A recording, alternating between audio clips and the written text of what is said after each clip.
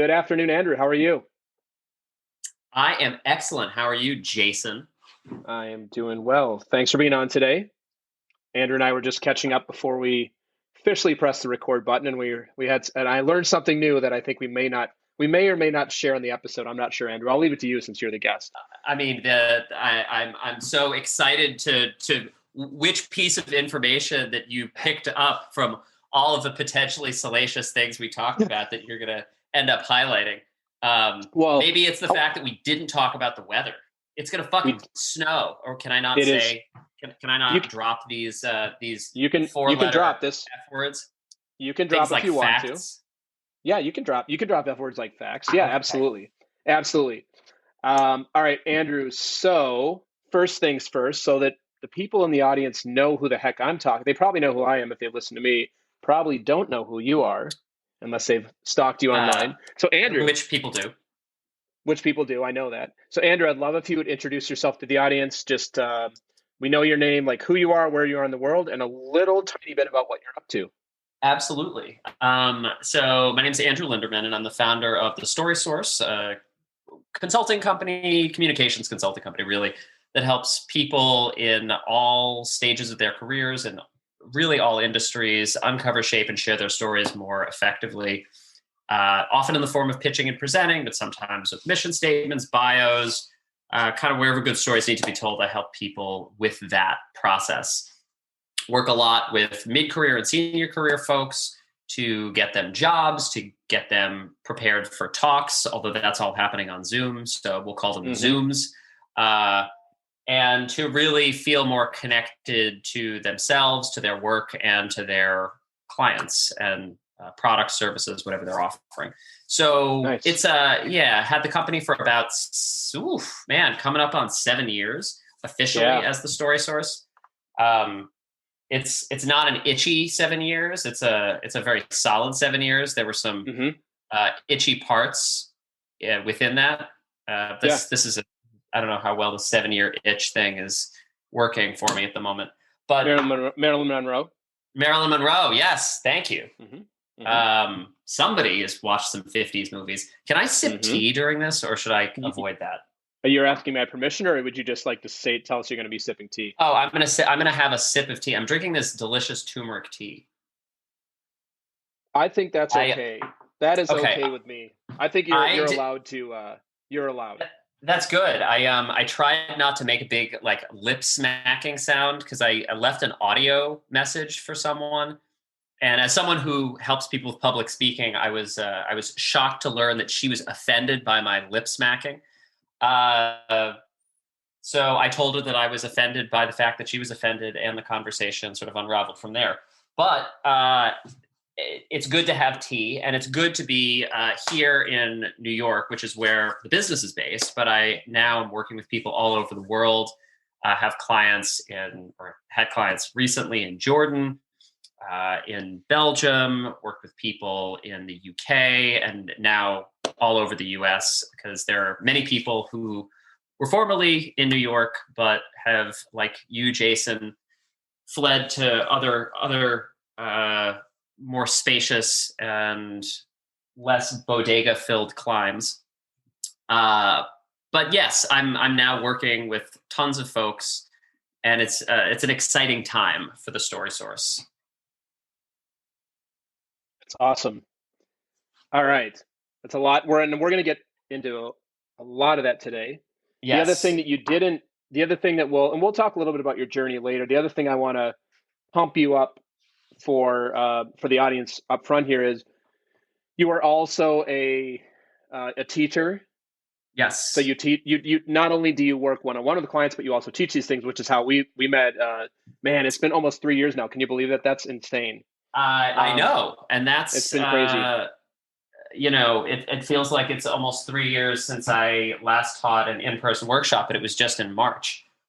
That's crazy. It's been very bizarre, and I'm happy to sort of talk about how I've pivoted my business in the pandemic. I think that might be something that people are curious about. But yeah, we worked together. You took one of my classes. I think it was at the 175 Varick. It would be a storytelling class and then another one, and we worked together. And yeah, it's been quite a journey. And I don't know. I think we've both come a long way. We have. We'll definitely talk about that. The other thing I just want to mention Yeah. really briefly, and if you can't tell, Andrew is a hilarious dude. You're also a comedian, an improv actor, an actor. You do all sorts of stuff. So we're going to get into that. And I'm going to stop pumping you up because I don't want to get you too big an ego at the front of the episode. So, Oh, it's not. are It's you not. ready? It's not possible. It's. I sort of maxed it out up to the max, and you can just keep filling. So that's fine. Perfect. That's great. That's great. Self-deprecating. I love that. All right. Yeah, So yeah, you ready yeah. to get you ready to get into it? Self-aggrandizing. Yes, let's get into it. Let's That's do why it, I'm Andrew. here. So the first question I have for you, my friend, is what is something that you nerd out about? Oof. So there are a number of different things. I find myself in Wikipedia jags late at night. Because of the pandemic, I have been splitting my sleep in two, mostly because of stress. But I tend to do my real nerding out between about 3:30 and 4:30 in the morning. Seriously? Yeah, there's some. Wow. I will go on some serious Wikipedia jags. I've been so a couple things lately. I was reading a lot about the Battle of the Bulge, the sort of conflict during World War II. Yeah, of course. And right, exactly, as you do. It's a nice, relaxing topic when you can't sleep in the middle of a pandemic. Learning about one of the deadliest conflicts in human history, although that was more the Battle of Stalingrad. Anyway, I've been thinking a lot about battles and historical battles, but also significant events that have transformed society, life. So that's kind of on one hand, thinking about history and how we've gotten to where we are.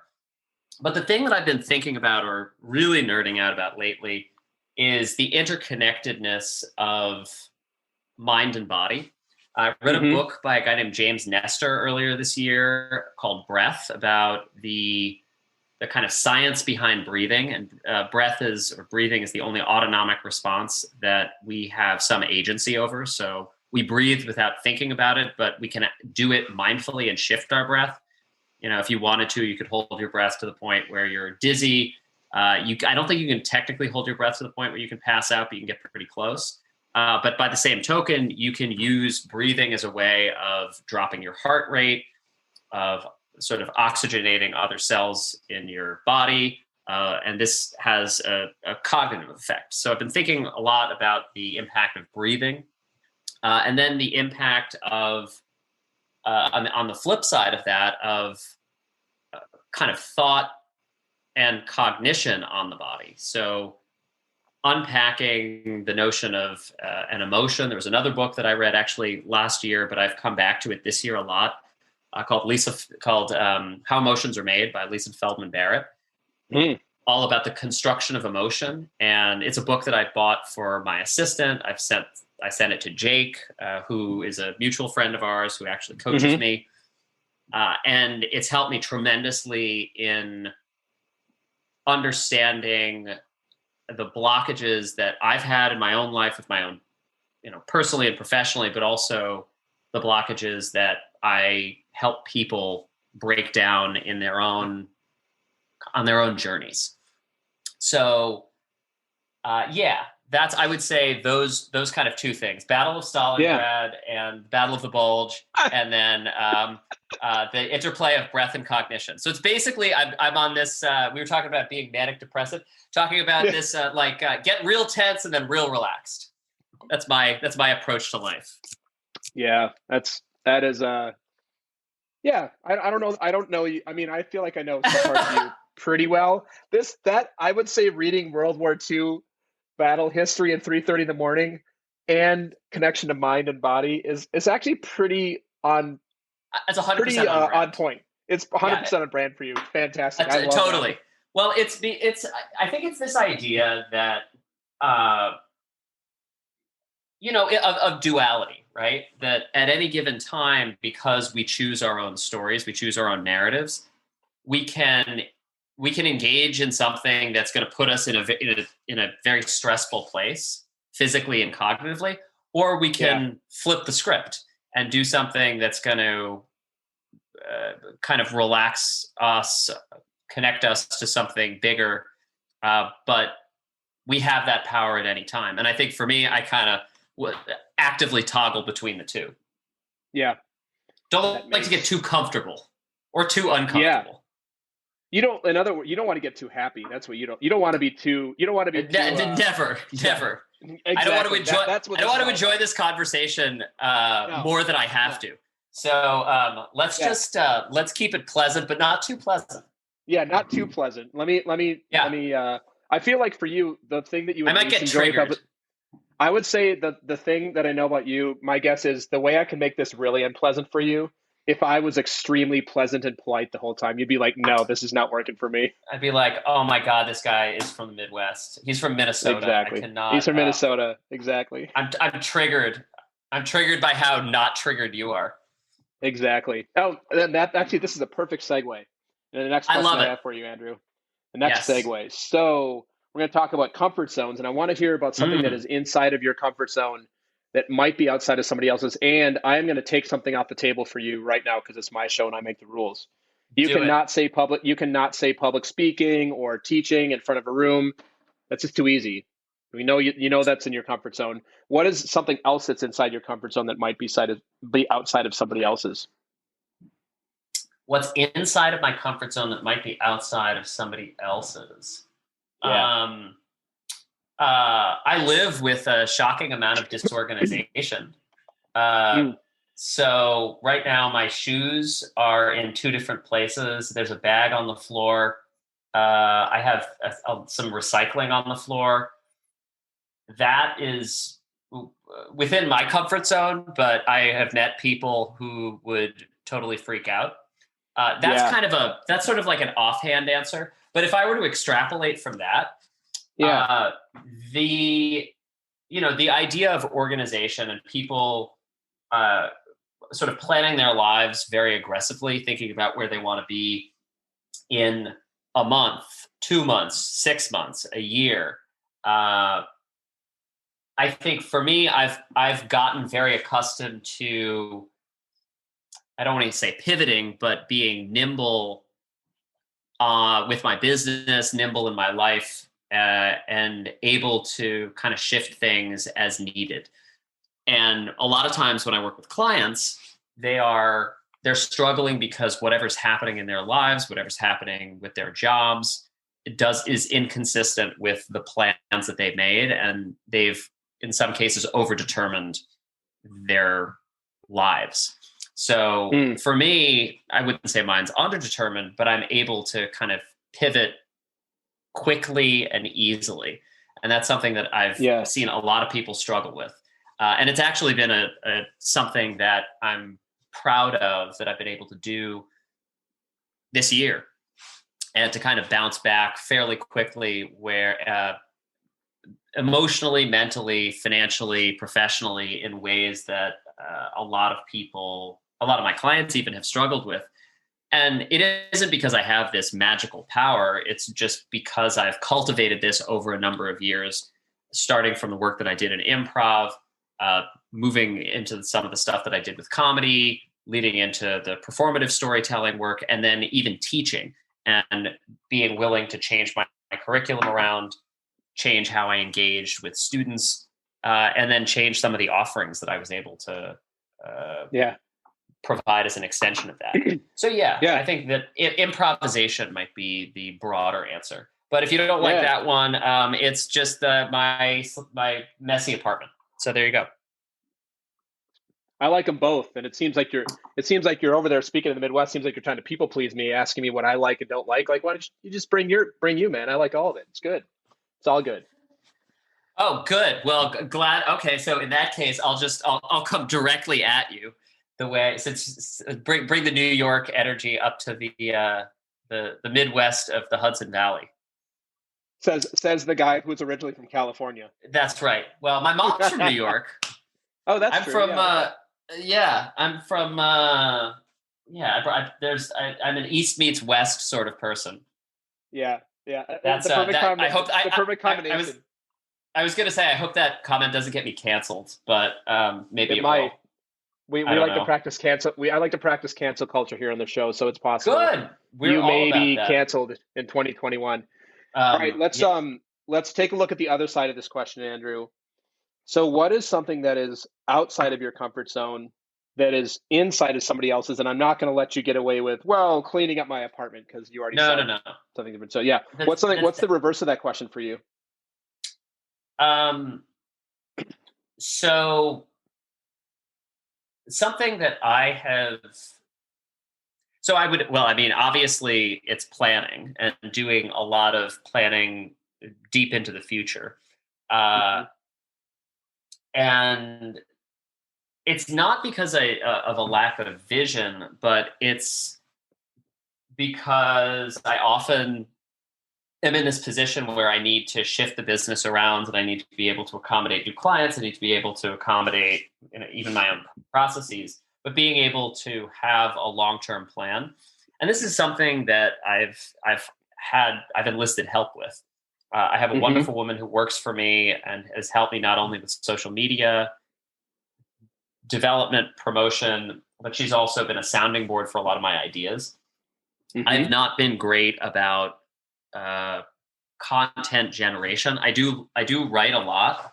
I do kind of ideate and engage with a lot of people, but for whatever reason, it doesn't always turn into finished products. So I've Yeah. I've enrolled other people to help me with that, and that's been great.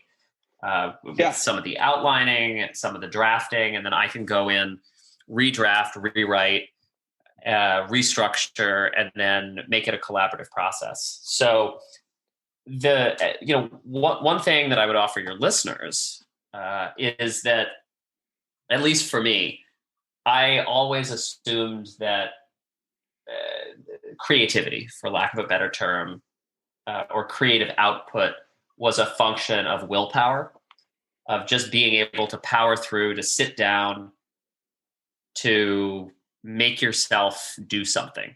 And I'm the type of person where if I will give myself an excuse to do it, or if I find an excuse, and honestly, it's not that hard, I'll take it. I will bail Yeah. out on myself at if I'm like, ooh, it looks like it's not 100, negative 120 out, I could probably go for a walk. Yeah. And I'll be the only person outside, I'll do it. But what I've discovered is that creativity is about uh, it's about sort of getting other people involved in your accountability Hmm. and getting them involved sometimes in the process of creation, which for some people that's firmly within their comfort zone. That's been out of my comfort zone, but I've started to get results from it, whether it's posts, it's new initiatives, it's even more productivity on my part in terms of coming up with new methodologies, coming up with new Yeah. workshops, coming up with new offerings, and then I've gotten results. People are open to all of the things that I'm producing, so they're contacting me, and it becomes a Yeah. virtuous cycle.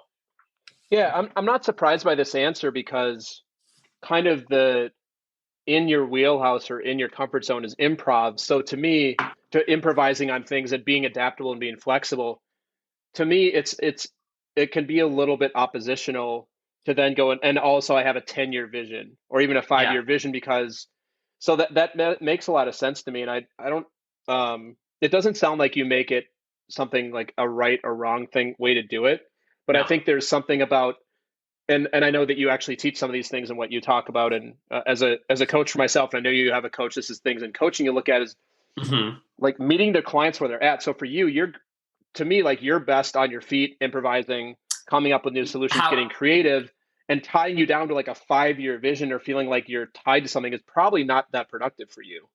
Oh, it's the worst. It's the Yeah, fucking worst. It's terrible. yeah, Uh, yeah. and I think uh, the way I used to approach it, and I'm shifting my position on it a little bit, Hmm. is there's you take all of the joy. I used to believe this.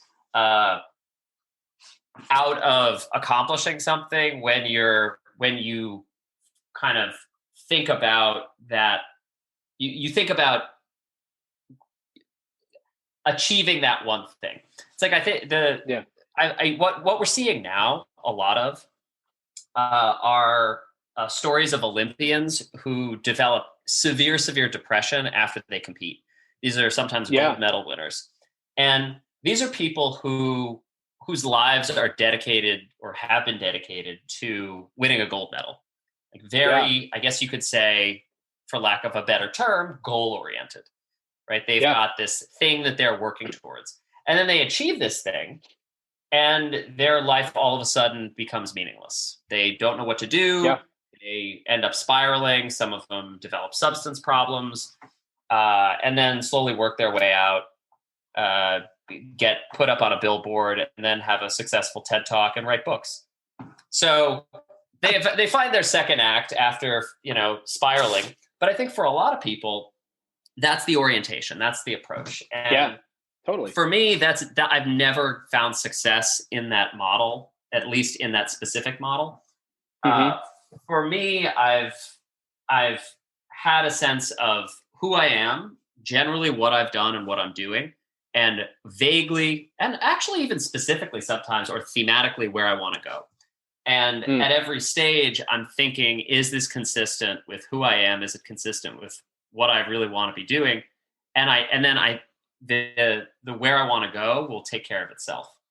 That's cool. But I would say, it is very. And the insight that I found in the pandemic, because you mentioned improv not that long ago, is not so much just the yes-anding and thinking on my feet, yes-anding myself, yes-anding the people around, but it's improv as a team exercise where other people, you don't need other people just to create a scene. You need and want other people because they're going to inform your ideas and will elevate whatever it is that you're creating. Like when I would do comedy and stand-up, and I didn't do a ton of stand-up, but I did a little bit, I would have an idea of a funny joke. And then I would tell the same joke that I thought was hilarious to an audience, and nobody would laugh. Which doesn't mean that the joke is bad. It just means that it didn't get its desired effect. So I would try it out at different times, tweak the wording. I would try different kind of approaches, different punchlines to the joke, and I would see what really struck people. And the jokes that people end up laughing at end up being the best jokes, but not the best in terms of the platonic ideal of a joke, but the most effective. And it doesn't mean that the audience is right. It doesn't mean that they're wrong, but it does mean that they can offer insight. Because the worst thing that I've seen comedians do is tell a bunch of jokes that they think are funny. The audience doesn't laugh, and then all of a sudden they start screaming at the audience because the audience needs to lighten up. And at that point, people either stand up, walk out, hurl insults, hurl whatever's in their hand, and the person ends up on Twitter and gets canceled. So that's kind of exactly that's the story of Michael Richards. Exactly. And nobody wants to be that guy. Yeah, that's even Michael Richards doesn't want to be that guy. No, except he reinvented himself because they, on one of the episodes of Curb Your Enthusiasm, they actually used that as a real plot line, and it was hilarious. That's pretty funny. They did a Seinfeld reunion on Curb Your Enthusiasm where they rewrote the last episode because the people that watch Seinfeld know that people, generally the last episode of Seinfeld was not very well viewed, and Larry David said later that he hated it. So in like season 7 or 8 of Curb, the whole plot line is that Larry and Jerry get back together to rewrite the last episode. Oh, that's funny. And like Jason Alexander's in it, Michael Richards is in it. It's brilliant. It's brilliant. They do a table read. Even if you watch one episode, I'll send you the episode. They do a table read, and it's Julie Louis-Dreyfus, Jerry, Larry, Michael Richards, Jason Alexander, and it's just Newman's there. It's brilliant. It's so funny, and they actually refer to Michael Richards' thing on stage, and it actually becomes a funny small plot line in one of the episodes. It's hilarious. Yeah, it's so interesting. He's back. I mean, yeah. Well, he is, and that's the other thing that I also to dovetail it a little bit into the work is that people can have second acts in their lives, and if they get thrown off of the paths, that they're on, whether, by circumstance or by choice. Although actually, if you get thrown off by choice, that's more you. You're not getting thrown off. If something happens, you can, it's all wonderful stuff. It's like fodder for story. It's fodder for experience. Yeah. And the fact that Michael Richards is back obviously doesn't change any of what happened, but it does, now you can contextualize it. Like we were joking about Jeffrey Toobin before, and how Me Toobin is now a trending topic, which I think is hilarious. Hashtag Me Toobin. But probably not for him.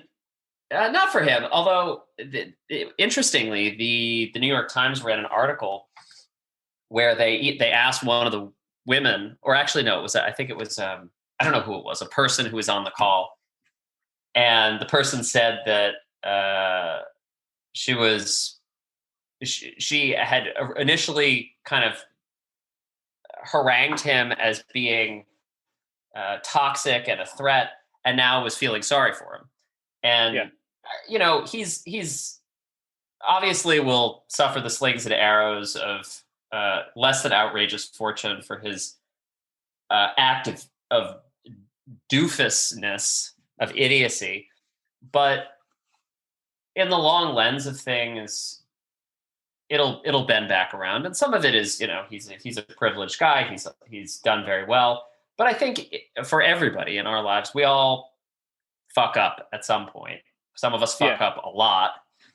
And I wouldn't say that there's necessarily redemption in a Christian sense, but there are, if you shift your perspective, you can see that as not the climactic moment of the story, but as the inciting incident.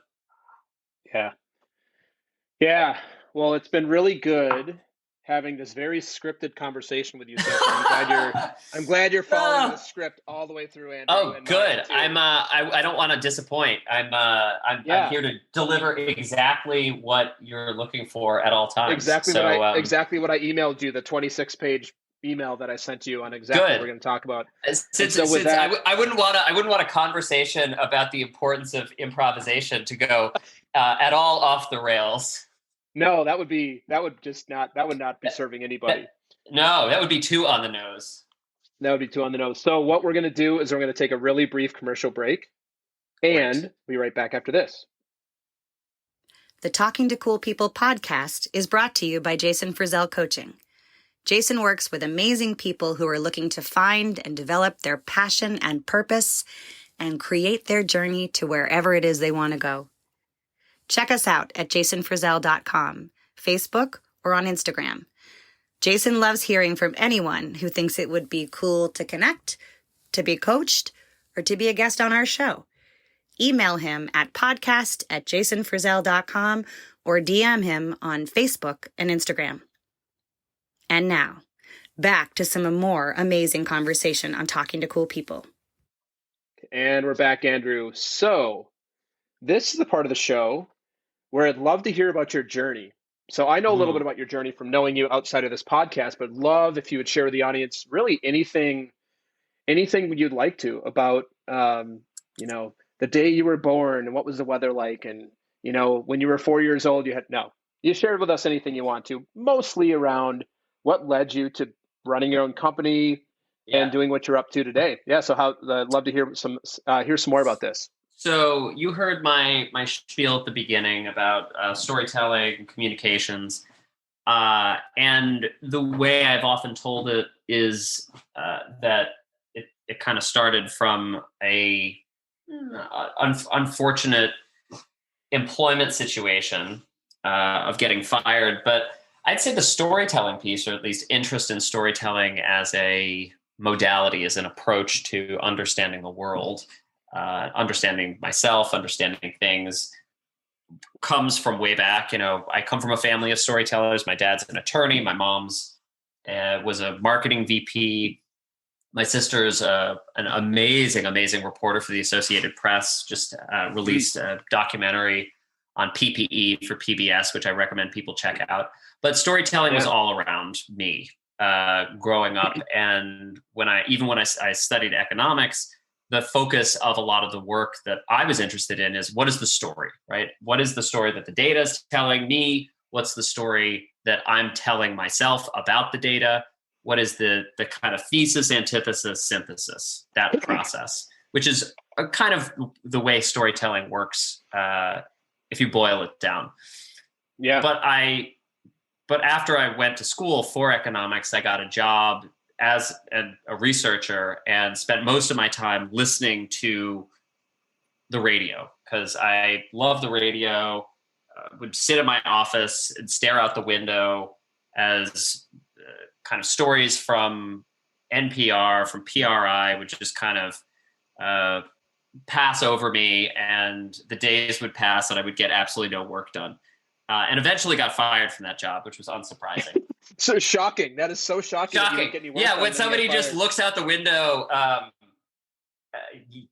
like waiting for the day to end. Yeah, it's a good way to not satisfy any of the requirements of employment. But it did give me some insight that I wanted to kind of focus on radio and storytelling. So this was in the Bay Area, because I went to UC Berkeley and then was working at a company called Stanford Consulting, which I should have known was probably not the right choice, because Stanford and Berkeley are longtime rivals. So I don't know what compelled me to do that. Maybe it was just wanted to have that experience of getting canned, but got fired. Took a bunch of writing classes in the Bay Area, including and then some improv classes at this place called Bay Area Theater Sports. Sort of short form stuff, introduced me to improv, did some stuff in the East Bay where I was living, and then went to Burning Man before it was totally cliched. I don't know, it was actually kind of cliched at that point, but had kind of a vision without drugs at Burning Man about life in New York. And I think like 9 months later, moved to New York to pursue comedy, went through the Upright Citizens Brigade program. And they folded not that long ago. I think they're restructured. Saw that. Yep, I know. They no-butted themselves into a number of lawsuits, and then couldn't yes-and their way out of paying people money. So it's unfortunately how the comedy world works. But did that, and then was kind of performing all over, and found this workshop that a woman named Margot Lightman, who is in LA, wrote a book about storytelling, was teaching, that was basically about how you could tell stories on stage in a performative way.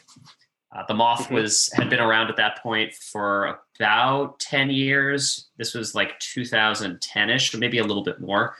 And they were just starting a radio show. There was a podcast that came out not long after that.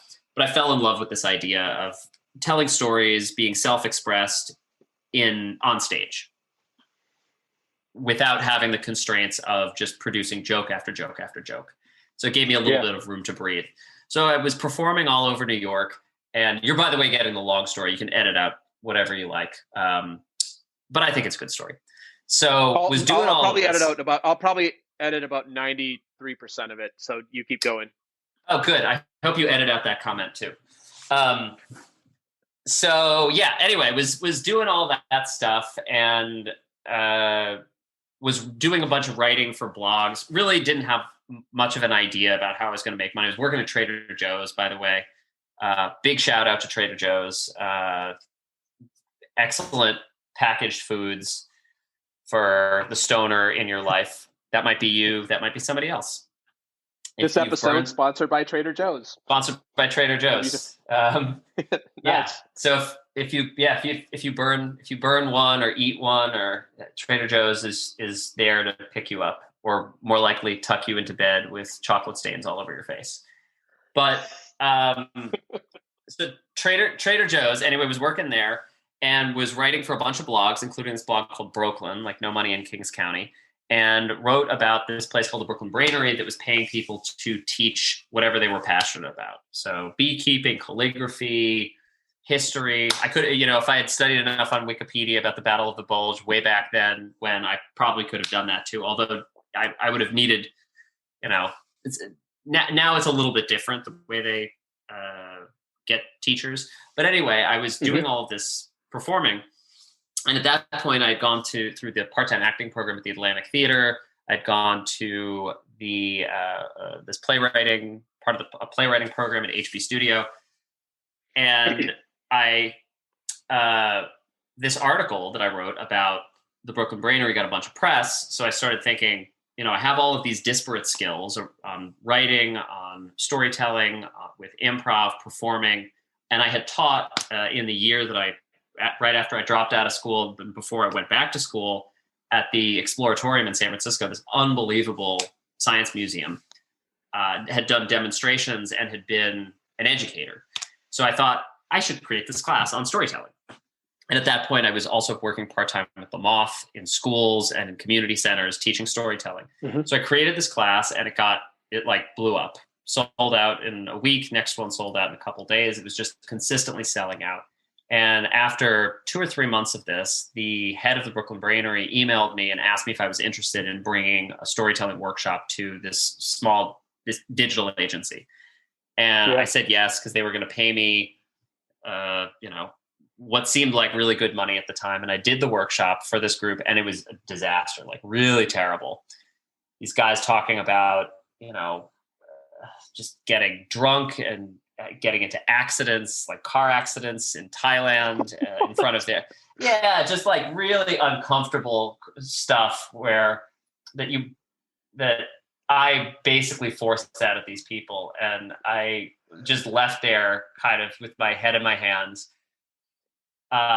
and thinking I want to do the storytelling workshops, and probably for organizations, because the money is good, but it can't be anything like that. That's a disaster. That's and this was before That's not going to be fun. Twitter. Or sustainable.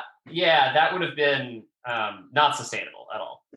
So I started sort of tapping back into a lot of the economics work that I'd done, and was reading books on storytelling in professional contexts. So, and a lot of them were in the management space. And as I was reading these books, there was just a lot of this management speak.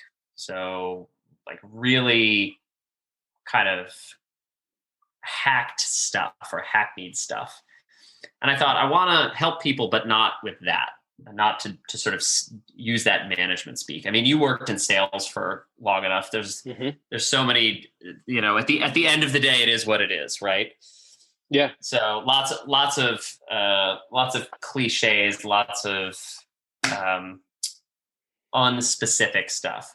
So I wanted to just make it really honest, personal, resonant with people. So I created this class that integrated all of what I knew from the world of storytelling, from the world of improv, from the world of kind of playwriting and performance, with some of the techniques from what I gleaned from the kind of management space, and created a class called Storytelling for Business People, which I taught at the Brooklyn Brainery for a while before moving it to General Assembly. And in the process, picked up individual clients, helped coach them for different talks, helped them shape their stories, and then went full time with it in the beginning of 2014, actually the day after my birthday, because I quit Trader Joe's, got unbelievably sick, like 102 degree fever, couldn't get out of bed. And then that was the beginning of the business, and was sending out emails. And within probably 2 months, I, through a couple different contacts, got a gig doing some stuff for American Express, ran a workshop for the design team there, did a thing for Google for their marketing team, or one of their marketing teams. And it just was teaching tons of workshops, all storytelling. And then it started to branch off into public speaking a little bit.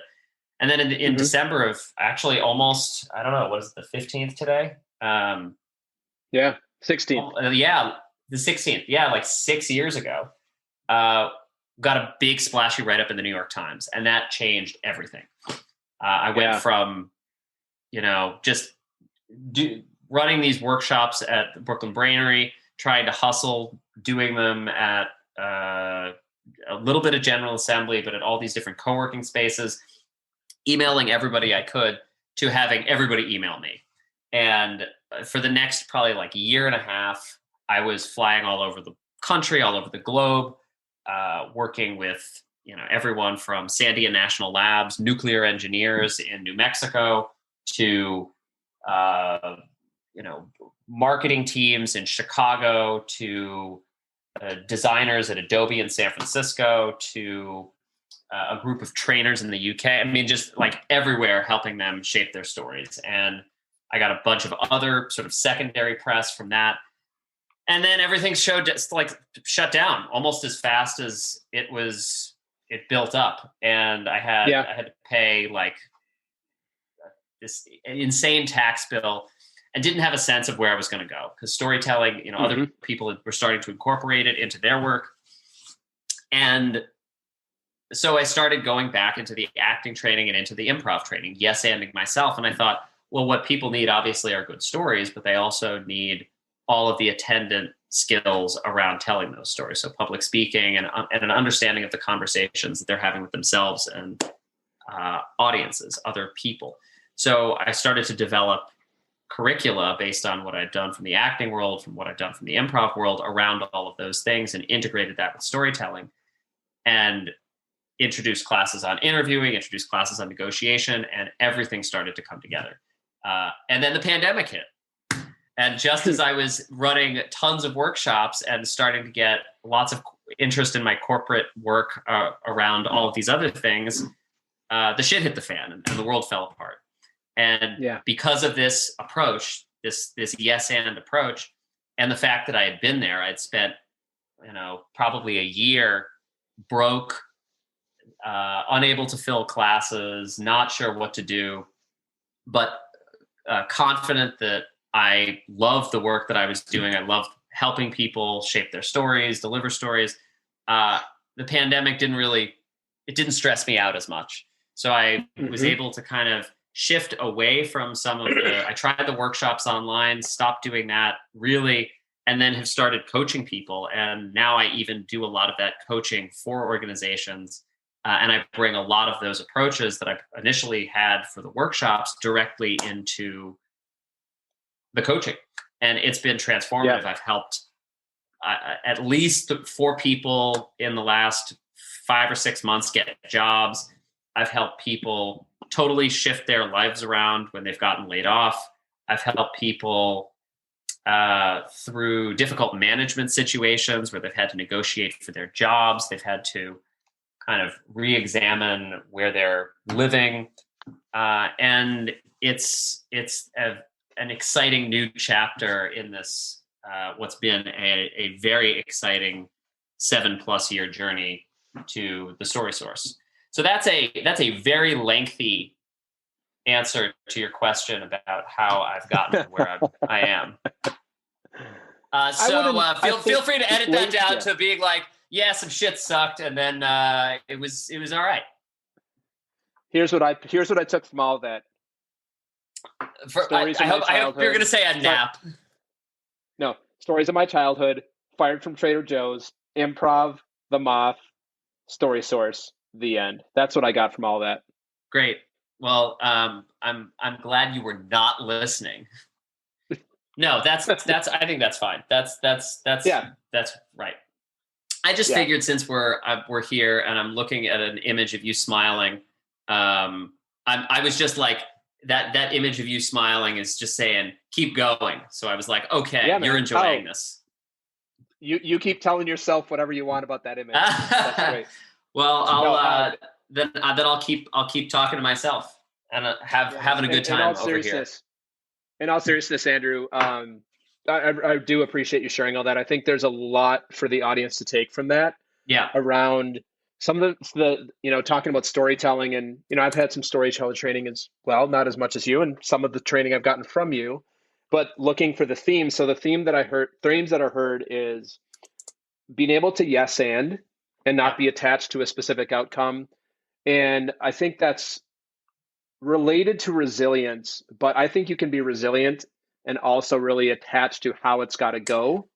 And what I heard what's Yeah. made a difference for you is to actually adaptable improvisation and just like congratulations and all that, because Thank you. it's not an as somebody who's been working for himself for a year and a half now, or almost 2 years, and I think anybody will tell you this, whether you're a storytelling coach or you're an executive coach like myself, or you run the bodega down the street, working for yourself can be a challenge. It is. And it's kind of like in a way, it's kind of like parenting. Nobody can really tell you how to do it. And I know, and you're not a parent, I am a parent. And Right. so, you can read every book on the planet about, oh, I want to start my own this, I want to start my own that. And at the end of the day, like, you really have to make it your own. So I want to congratulate you on, kind of forging your own path. And it's been really cool to see over the last few years, we've known each other, see your path and what you're up to. And I think it's cool, your pivot now, you're making a difference for people in all sorts of different ways. That when we met, I think you were mostly focused on the storytelling stuff, but you've really expanded and done a lot of work on yourself. So congratulations to all that. Thank you. It has been it's been a quite a journey, and it continues to be. And I hope to. It's not like it ever stops. That's the thing, and it's not like right.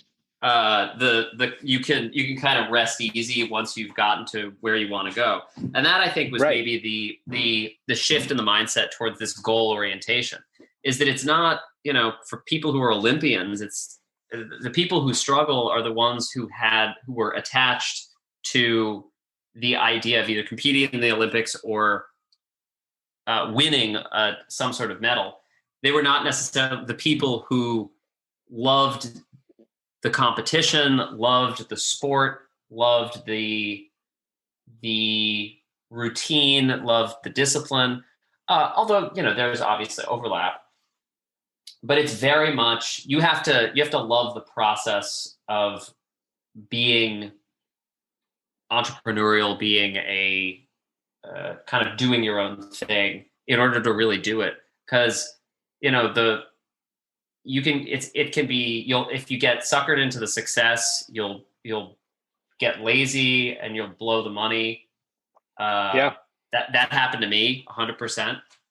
Mm-hmm.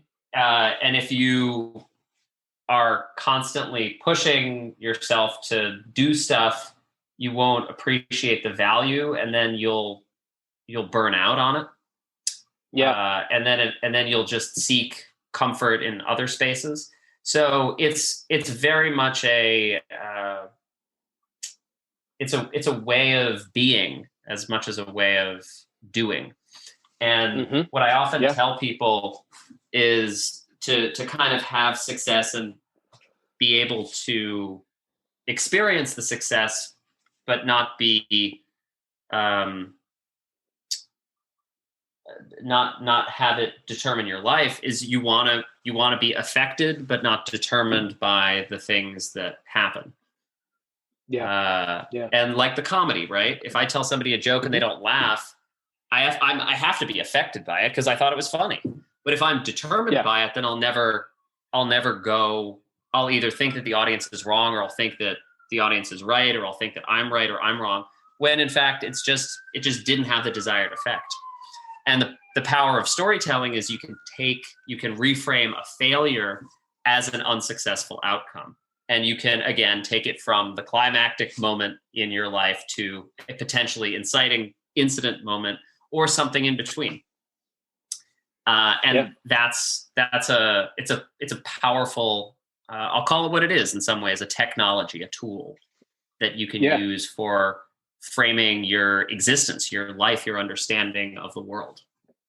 Yeah. Very cool, Andrew. Thank you for sharing all of that. Absolutely. Now we get to the Jason AMA, or I guess today we'll call it my favorite part. AJA.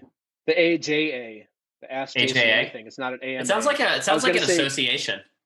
It's like, did you that's honestly, I let my membership lapse in the AJA. It was just like the annual fees were just astounding. And I was like, I get a pamphlet for this? This is, I don't know. I can't do this. I mean, I guess it's the AAA, the AAA is actually, a very large organization, and they help you get your car fixed on the side of the road. And I guess that before we were practicing the AAA, and now we're going to the AJA. So, and then the as AA a member of the is AJA, yeah, that's a whole different thing. That's a whole other thing. As a member of the AJA, at least for the moment, I'm Yes. granting you AJA status. What would you like to ask me that I can answer for you and for the audience?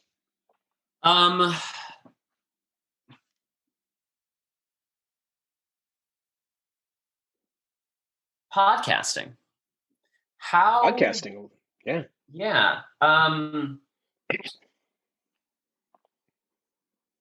do you stay connected to your listeners? How do you stay connected to? How have you evolved as a host Mm-hmm. in the conversations that you've had with people, and how have you started to shift your perspective around your business as a result of talking to other people about their businesses and lives? Mm-hmm. I want to start with the latter. You're like, question. We're gonna, yeah. No, I want to start with the second part, because I just recorded another episode where somebody asked me something similar. They actually asked me, "What's the number one lesson you learned from hosting this podcast?" And you hit on it in your journey. And most of the people that I interview are, not all, but most of them either work for themselves or some sort of entrepreneurship, small business ownership, either work for themselves or work, in a small business. I have spoken to some people who have, like more corporate jobs. But I think the thing that I've taken for me around, for myself, for my business, is it goes back to what I said about the parenting thing and what I reflected to you about your story. Nobody can tell you how to do it. So there's a million services that will tell you how to grow your coaching business. And I'm sure you get hit up by them on LinkedIn all the time. I know I do. Oh my God. It's like every 30 seconds. Have you thought about getting 20 million clients a week? And I was like, have you thought about the email that you just sent? Right. And so it's like this idea that, and what I like about this is it's so core to what we believe in, like professionally trained coaches like Andrew and myself. You actually believe that your clients have a lot of the answers for themselves. And the way that I'm going to run my business and I'm going to generate the income that I want and have the success that I want isn't going to be the way that the person down the street who runs a similar business is going to do it. And there's a million ways to do it. There's a million ways, and I'm not talking about coaching businesses, to run all businesses. Like, there's some core things you need to do. You need to be dedicated. You need to have a passion. I really think you need to have a passion for what you do, but you don't need to have somebody hand you a playbook. It's not like, hey, here's the 26-step process on how to start a storytelling business, or hey, here's how you open your first restaurant, and here's the playbook. Yeah, like you're going to do it in your own way. And there's going to be some best practices. You can hire coaches, you can hire consultants, you can read books, you can read all sorts of things, and people can tell you. But at the end of the day, no other person is ever going to tell you what's going to be authentic to you. So I think that's the most major lesson. I've learned a ton from interviewing people. I was just telling Andrew, for the audience listening, I was just telling him, tomorrow I'm releasing my 52nd episode of the year. So I've talked to 52 amazing people from all walks of life. And so you can imagine, after 52 conversations like what Andrew and I'm having, I've learned a lot. And so this is the number one thing, is everybody's business is as unique as they are a person. And everybody has their own flavor of the things they're good at that makes their business amazing. And everybody, myself, Andrew, we all have blind spots in our business that has us likely limiting the next level of what we want. So it sounds to me, Andrew, like you had a blind spot that I believe a lot of people have in their businesses. You had a lot of success based on good press, and believe that success would never go away. Yeah, and I believed that. Yeah, exactly. And I think the success that I had prevented me at some level from engaging in and really listening to the things that my clients not just wanted but needed. And there was an element of force that I brought into the conversations that I've started to let go of. And I think as I let go of that, I'm a better listener to my clients. And a lot of my work is I'm more flexible with them. Strangely, I'm more improvisational, and I can, and people respond to that. Yeah.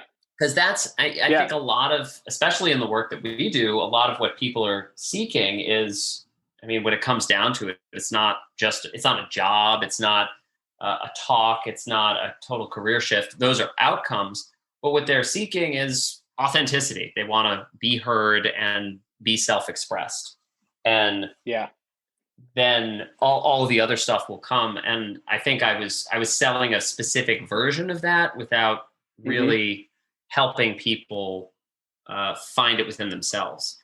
And I think what you hit on before is exactly right.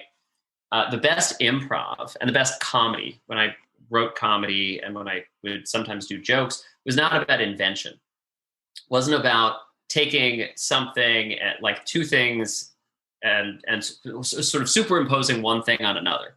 It was about discovery, kind of finding what is within and bringing it without. And all like my path in a lot of ways has been one of the things that I've been rewarded most for and that I find most rewarding I've discovered organically from what's there. I have a business around storytelling. If somebody had told me that when I was coming out of school, I would have been like,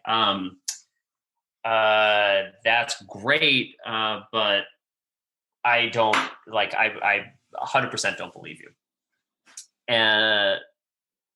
But I've sort of discovered it organically from listening to what people needed and also listening to what I could provide and what resonated with me. And I think that's, we're, as a coach too, Jason, you get to do this. It's a wonderful thing.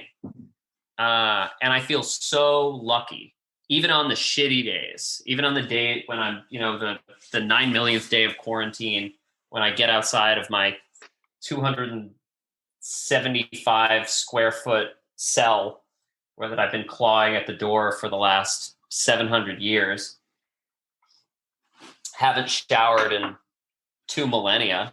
I'm grateful to be able to do this.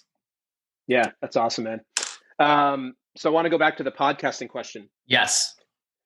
So, and I picked this up from Tim Ferriss, actually.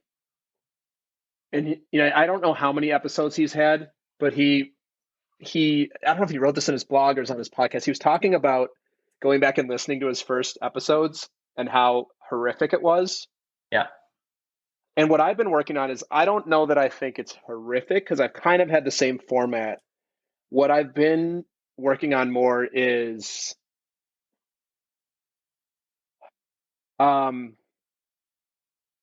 so some technical things that when I listened to some of my episodes earlier on, that I realized I was doing that I didn't like. So this is more of a public speaking thing. Yes. I won't call them out because I probably still do them and I'll make myself look foolish. But the second thing is really focusing more, and this is kind of like an interviewing skill type thing that I'm always working on. When my guests are speaking, I'm listening for the thing that I'm really curious about and just asking the question, unattached to how it goes, which is really fun. And I think before, and it kind of goes to what you're talking about with your business. Yeah, like just being curious about, like, hey, like intuitively, I'm like, hey, I'm genuinely curious in that, and trusting myself enough and trusting the audience enough to know that if I'm curious about it, there's somebody else out there who's going to listen who's also going to be curious about it. So it's just like anything in life. It's just an experiencing of like trusting myself. Totally. And it's going to keep you connected to the material and to the person. This is exactly what I teach in my in the class that I used to run, that I'm thinking I'm going to run in 2021, called The Art of Conversation. The details that stand out, the questions you have, the things you want to hear more about, because that's going to keep you engaged with the person. It's going to keep you engaged in the conversation. And it's gonna make it fun. And also, if you've got guests who periodically interrupt you, I don't know who that might be, it keeps the thread going. Yeah. So you can get into the flow. Yeah, that's cool. Exactly.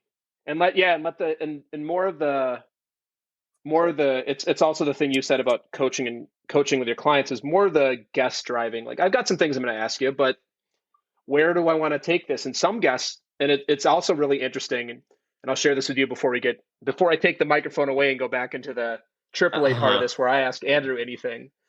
It's what's really funny is, so for the people listening, I send my guests a list of the questions I'm likely going to ask them. Some people, and this is such a personality thing, some people will go, yeah, I'll just probably take a look, but I'll just show up and you can ask me whatever. I'm good. And usually those are the kind of people that are either improvisational like you, or they're public speakers. They're just very used to, kind of just winging it. And then other people are like, hey, where's the list of questions? I need to make sure I prepare. I'm going to prepare the night before. Like I need to have my answers written down. And so some people, they much prefer the more like to show up for them completely unprepared, or even a little bit prepared is like a huge challenge. And so I say all that for me as the AJA part of this, meeting them where they're at. If you need to be more prepared, cool. Like, I don't have any judgment on that. What do you need for me to be prepared? Do you not want to be prepared? Cool. What do you want from me, and how I can make it unprepared? And so that's the other thing that I've learned is really meeting my clients, my podcast guests where they're at with all this stuff. Yeah. I'm a big WTF fan with Mark Maron. Oh yeah. Oh, and of course. I skip over his monologue because I think he can be a little long-winded and tiresome sometimes. Sometimes he's spot on, but a lot of times you're like, oh God, I don't want to hear about your cats and your celebrity engagements. But in the conversations, he's very astute. He can find the thread, and often he's able to find the sort of essence. If you listen to the interviews, you really do capture the essence of a person in the conversation. He's able to kind of elevate certain pieces and understand the connections between who the person is really at their core, what they value, what they've done, and then kind of where they're going in the future, that past, present, future, which is really somebody's story. And the way I approach conversations is, in a very similar vein, to find the story. And usually if there's something that's pulling at me, there's often something that I can offer that to someone. And if it takes, great. If it doesn't take, it doesn't mean that it's bad. It's just, it'll be insightful to see how somebody responds to it. Like in improv, not all suggestions are taken, but all suggestions are welcome. Yeah, that's cool. All right. In the interest of time and also ripping the microphone away from you because it's my show and I'm very possessive. God damn it. I know. I'm sorry. We're going to go for a quick commercial break here on the Andrew Show. This part of the episode sponsored by the Story Source. Yeah, that's right. There you go. So I do have a few more questions for you, Andrew. Yes. Yeah. We'll talk about that afterwards. Yeah. That's not settled yet. I want to ask you, Andrew. So you shared a lot about your life and what you've been up to and your business and everything. What's the thing that you are most proud of? Oof. You mean you want anything more specific, or after talking about improvisation for the last over an hour, you're suddenly going to go, so what is it specifically that you want? The answer to that is whatever you'd like to share. How do you read that question? What do you want to share? I am unattached to how you answer it. What am I most proud of? Besides your gorgeous locks. Oh, well, you can't see them. I'm tossing them to and fro. What am I most proud of?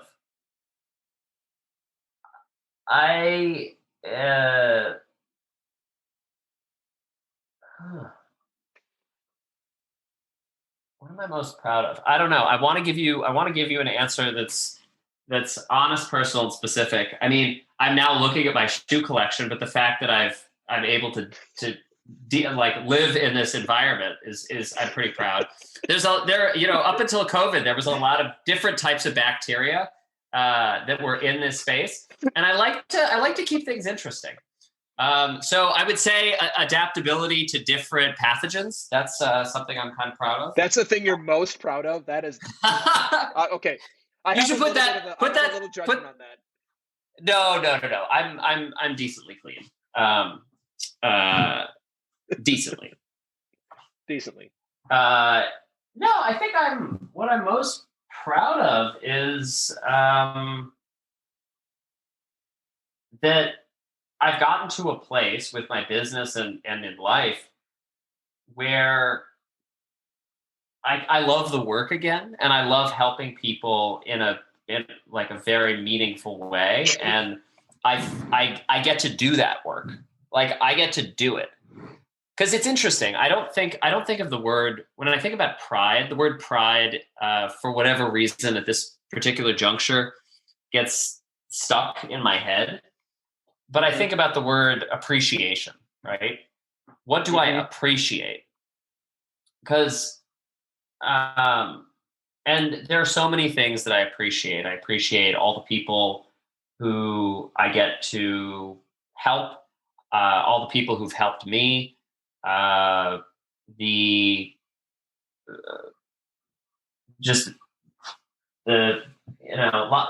don't know.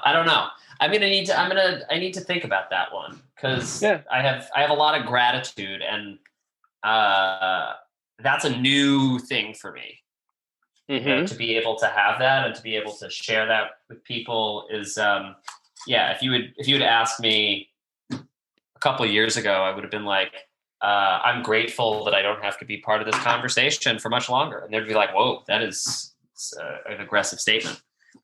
But now I would say just being in a space to have gratitude, especially given the circumstances that we're all living under. And having enough mental, physical, psychological space to be able to practice that and to help other people with that I would say is something I'm appreciative of and probably proud of. That and my gorgeous locks. Your gorgeous locks, of course. Of course. Right.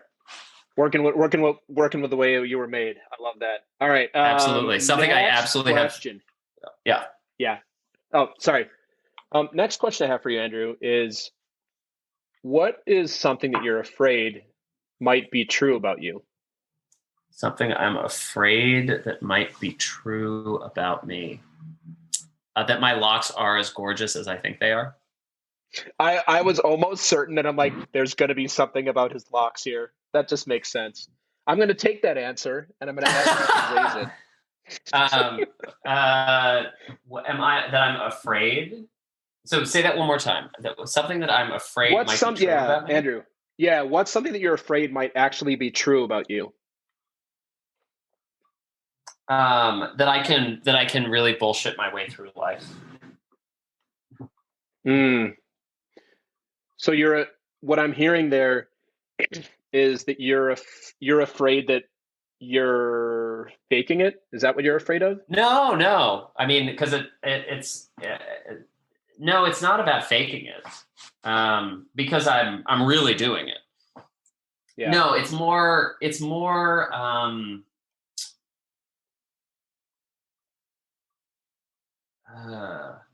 that I am sometimes concerned, and there's tension with not planning as aggressively for the long term.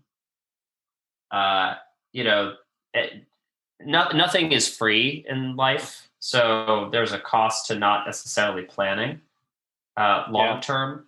But I'm doing more of that, and I've also got people around me who are helping me with that. But I do worry that that will potentially make it difficult to run, to do what I'm doing or to scale it over a very long term.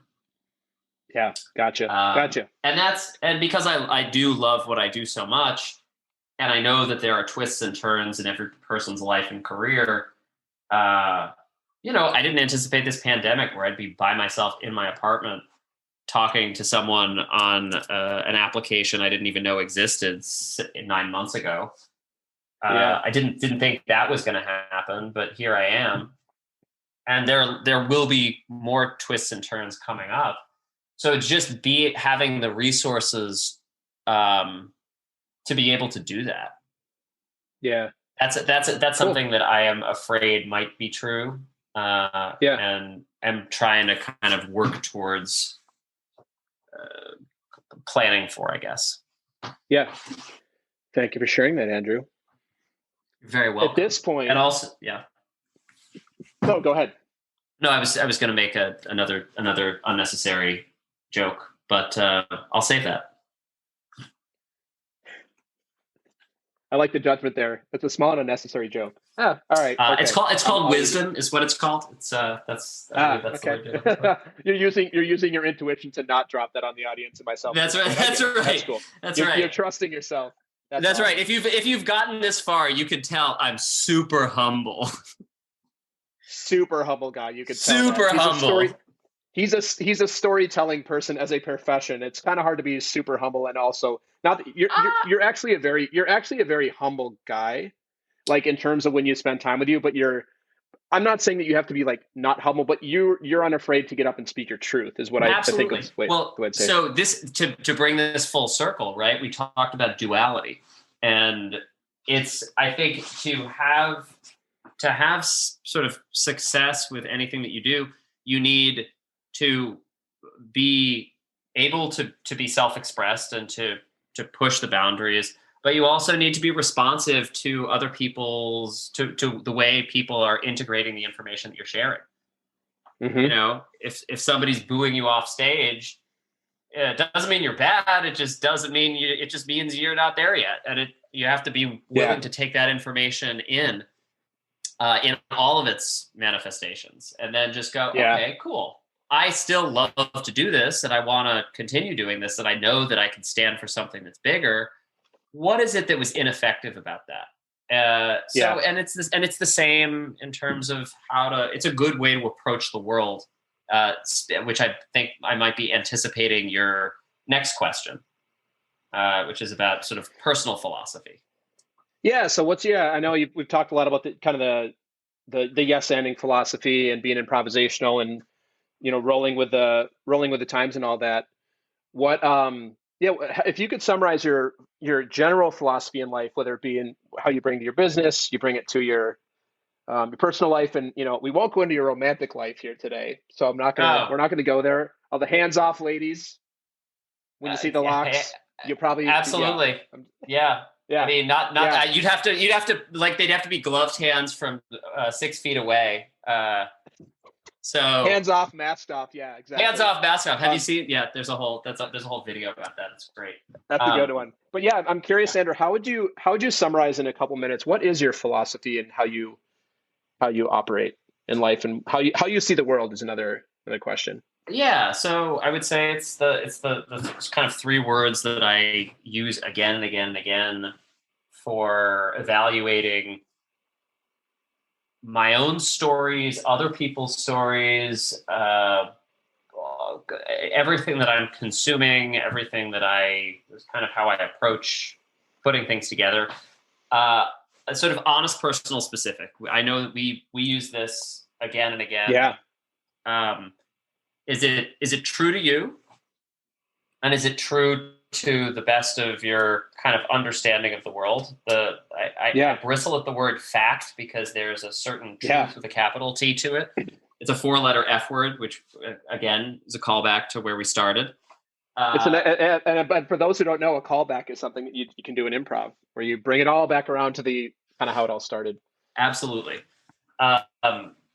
So it's honest. And that's obviously because the truth with the lowercase t shifts from time to time. You have to be willing to kind of shift with it.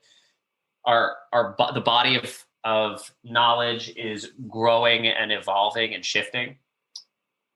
So there's an honesty there.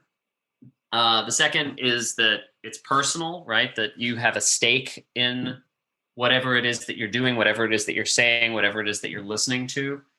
Because if you don't have a stake in it, you're not going to stick with it. And that it's specific, that because the less specific you get, the more it lapses into cliche, and then that blocks discovery and it starts becoming hackneyed. But and people worry about getting too specific, but the more specific you get, the more you can start to see the stories and patterns emerge, depending on the things that you care about that are honest and personal. So they all inform one another. Yeah. And very cool. Yeah.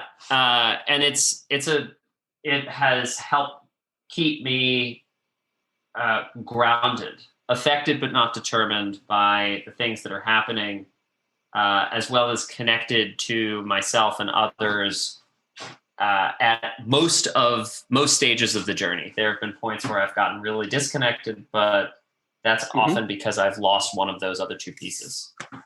Yeah, I want to ask you something about this as we start to wrap up, because I think this is an important point that the audience, many people in the audience can use. So when you run into somebody, whether you're teaching them, you're coaching them, or you're just having a conversation, and they feel disconnected, do you have any pointers or any coaching for people out there listening on what can you do to get connected with yourself again, or get connected with your vision or your content or your speech or the book you're writing or the next job you want? Like what do you have for the audience around how to get connected with what's true to them? Well, and this is a lot of the work that I do from a public speaking standpoint as well as a conversation standpoint, but it all happens in the space of body, mind, spirit, right? Are you relaxed? Are they relaxed? Are you connected cognitively to what they're saying? Are they connected cognitively to what they're offering? And are you in a dynamic space, a space where you feel like transformation is possible, or they feel like transformation is possible? You can come up with new things. You can discover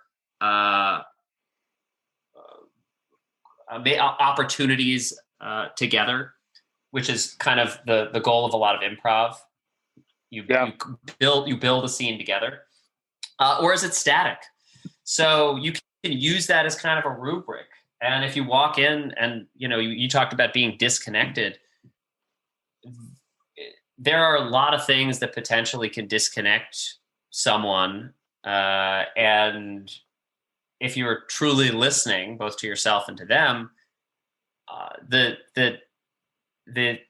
patterns will start to emerge and the truth will start to emerge. It's kind of like the best improv that I've ever seen, as well as the best comedy, as well as a lot of the best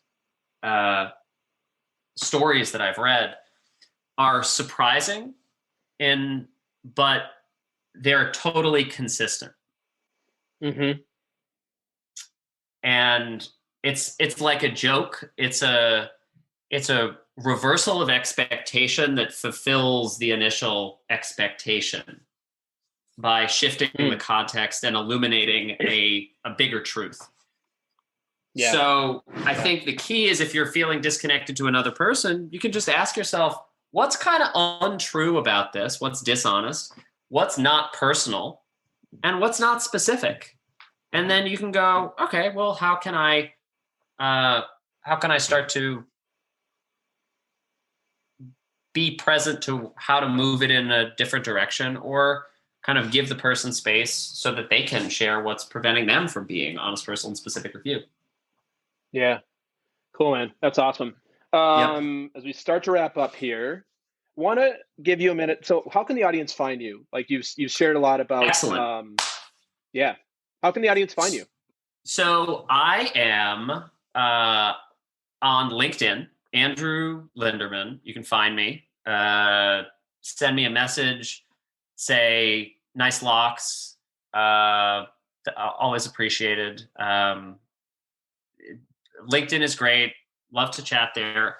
If that's too much, follow the Story Source on Instagram. Post lots of tips, tricks, tools, techniques, tactics for how to be more relaxed, connected, dynamic in conversations, wherever you go. Help people with a lot of different things. Follow us on Facebook at The Story Source. I'm not really on Twitter, but you can find us there too. We occasionally tweet. Mostly find Facebook and Twitter as sources of disinformation, but that's something that I argue regularly with Jason about. Facebook is good for something. Monopolizing. That's monopolizing. That's right. Or drop me an email at andrew@thestorysource.org. I also have tons of free events, including a happy hour tomorrow night. I have fireside chats where I answer questions that my clients are coming up against, things that they're wrestling with related to all things communication. So negotiation, interviewing, conflict resolution, public speaking,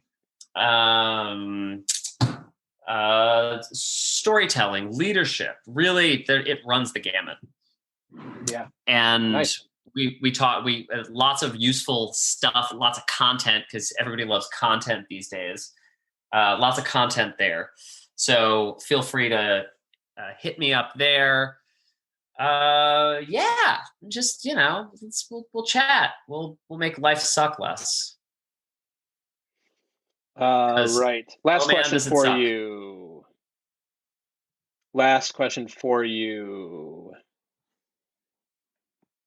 Not a question, I just realized. Not a question. I was like, oh, this is not a question. I'm so disappointed. I would love, Andrew, if you would leave myself and the audience with some short words of wisdom. So you talked about how you put a bunch of stuff up on Instagram. So you can consider this when you're doing your Instagram content. This would be where the graphic goes, not where the text goes underneath. And yes, I've had a guest ask me, well, can it be the wording underneath, or is it the graphic? I'm like, bro, it's the graphic. Let's do it. Yeah. Like, do we need to go into this? So yeah, Andrew, what do you got for us to leave us with today? Words of wisdom. Yeah. I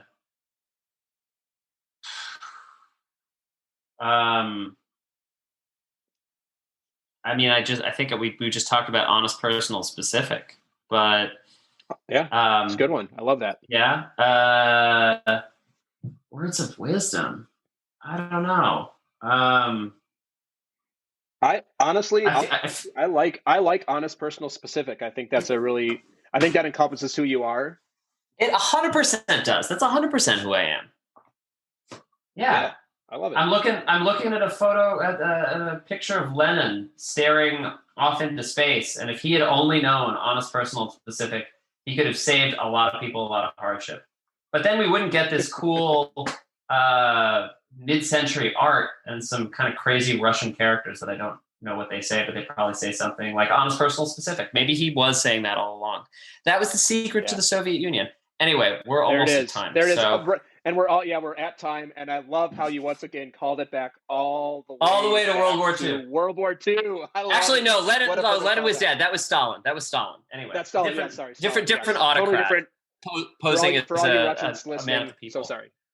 Yeah. Yes. Andrew, I want to thank you for all you Russians listening, you probably have already listened to this because you had all of our information from the Treasury Department. So good work. I did. Yes, exactly. I listened to the daily podcast this morning about that. That's frightening.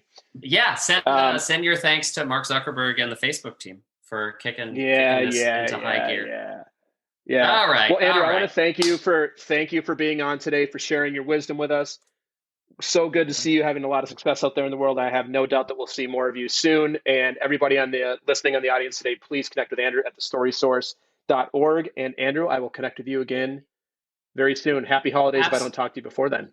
This was a ton of fun. Thank you so much for having me on, and for email Jason.